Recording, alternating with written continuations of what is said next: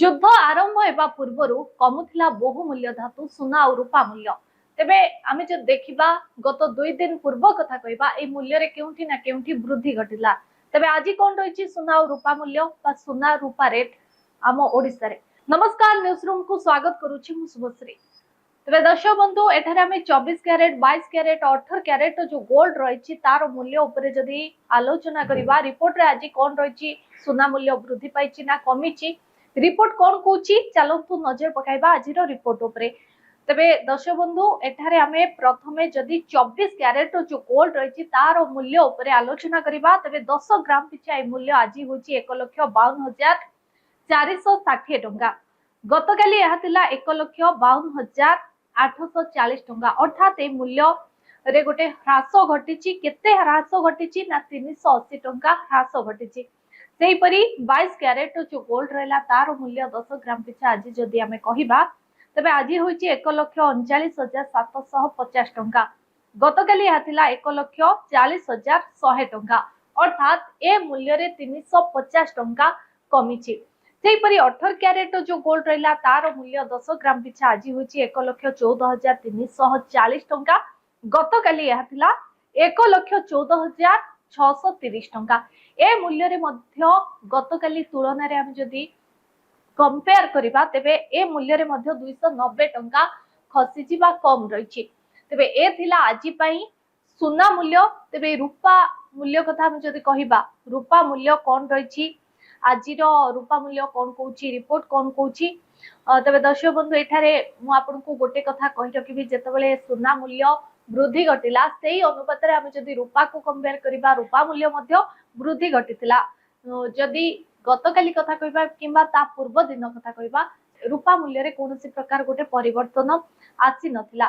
तेबे आजि कथा हम जदि कहबा रूपा केजी केते होइछि ओडिसा रे तबे रिपोर्ट रे आजि जा रहिछि रिपोर्ट अनुसार ए मूल्य रे गोटे परिवर्तन आसीछि। अर्थात 5000 करेक्शन आसीछि बा मार्जिन आसीछि। आज रूपा केजी होइछि 2,60,000। गतकाली आथिला रूपा केजी 2,65,000 आज होइछि 2,60,000। ए थिला आजिर सुना और रूपा को नै अपडेट।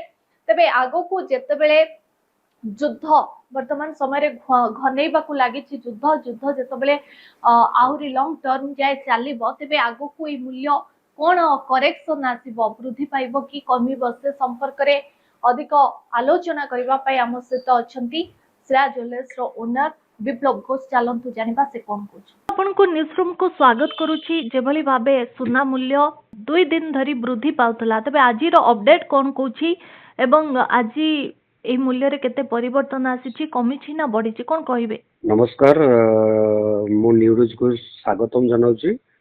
डेली कॉल करिबि कि कथा होवा पई मोर प्रेडिक्शन होवा पई। आउ आज रो एक्चुअली गोल्ड रेट अछि 24 कैरेट गोल्ड रेट अछि 1,52,460 टंका।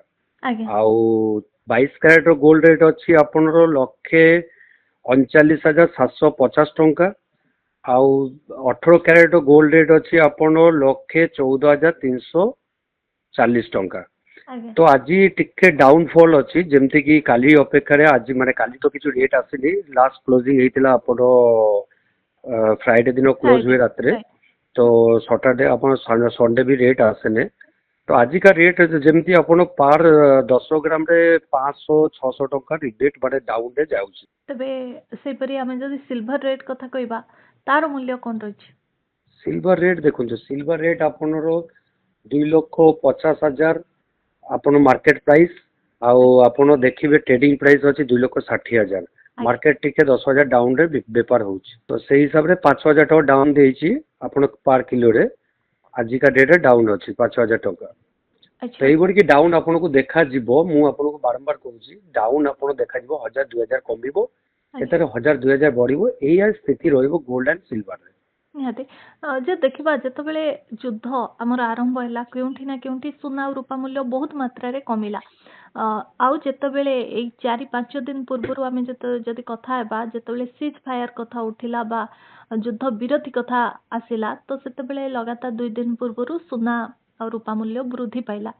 किंतु वर्तमान जा सुनिबा को मिलछि जे युद्ध आगो को आउरी घनेइबो କିନ୍ତୁ ଏଇ ମୂଲ୍ୟରେ କିଛିଟା ହ୍ରାସ ପାଇବ କି ଆଗକୁ କଣ ରହିବ ଆପଣଙ୍କ ଅନୁମାନ କଣ କହୁଛି?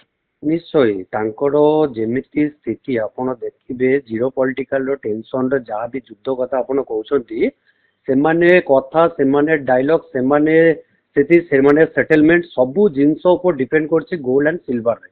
ଆଉ ସେଇଗୁଡ଼ିକି ଆପଣ ଦେଖିବେ ଟଙ୍କାର ମୂଲ୍ୟ ଯେତେବେଳେ ଇଣ୍ଡିଆର ଆପଣ ଡଲାର ଅପେକ୍ଷା ଅଧିକା ମାନେ କମି ଯାଉଛି ଟଙ୍କା ମୂଲ୍ୟ ସେଇ ହିସାବରେ ବି ଗୋଲ୍ଡର ବି ଇଫେକ୍ଟ ପଡୁଛି। ତ এইগুলো ରହିବ ରହିଲା ଭିତରେ ଆପଣଙ୍କୁ ମୁଁ କହୁଛି ଏବେ ଆପଣ ଧରନ୍ତୁ ଆମର ଯେମିତି ଆଗରେ ଗୋଟେ ବଡ ପର୍ବ ଅଛି ଅକ୍ଷୟ ତୃତୀୟା।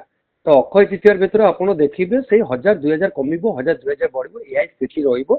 ଆଗକୁ ଆবার ଗୋଟେ ସପ୍ତାହ ଗଲେ ଆମେ ଜାଣିପାରିବା ଯେ ଜିଓ ପଲିଟିକାଲ ଟେନସନ କୋଉଆଡେ ଗତି କରୁଛି ସିଜଫାୟାର କି କଣ ଭଲ ମନ୍ଦ ତାଙ୍କ ଡାଇଲଗ ଆଜି କଣ ଚାଲିଛି ସେଇ ହିସାବରେ ଆପଣ ପୁଣି ଗୋଲ୍ଡ ରେଟ୍ର ସ୍ଥିତି ଦେଖାଯିବ।